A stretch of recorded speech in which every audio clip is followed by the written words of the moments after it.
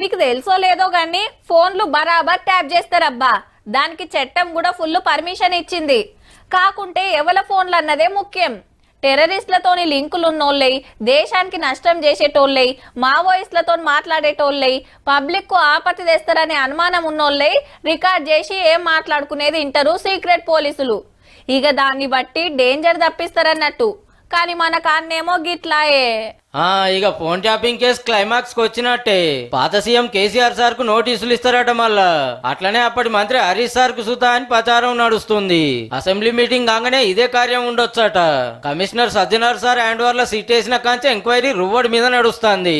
BRS government లో CS Somesh Kumar sir ను అప్పటి సీక్రెట్ పోలీసుల పెబ్బ నవీన్ చంద్ సార్లను పిలిచి సాక్ష్యాలు రికార్డ్ చేసిండ్రట. ఇక ప్రభాకర్ రావు సార్ నైతే ఇడుస్తూనే లేరు. ఎవరిని అడిగినా నక్సలైట్లతో లింక్ ఉన్నోళ్ళ ఫోన్లు రికార్డ్ చేస్తున్నామనే చెప్పిండ్రు. ప్రతిపక్షం లీడర్లై ప్రజా సంఘాలే చేస్తున్నారని మాకు తెలియదు అన్నారట. ఈ పని దగ్గరుండి చేపించిన ప్రభాకర్ రావు సారేమో ఏది చక్కగా చెప్తలేడట. అంతకు ముందు అరెస్ట్ అయిన వాళ్ళు పెద్దసారి ఏమంటేనే చేసినాం, లేకుంటే మాకేమక్కరా అన్నారట. గా పెద్దసారి ఇవ్వాలనేది తేలాల్సి ఉంది. ఇన్ని రోజులు పోలీసులు, సర్కార్ ఆఫీసర్లు ప్రతిపక్షం లీడర్లను పిలిచే మాట్లాడిండ్రు. ఇక ఇప్పుడు పాత గవర్నమెంట్ సీఎం సార్ కు నోటీసులు ఇచ్చుడు అంటే విచారణకు రమ్మని పిలుచుడే.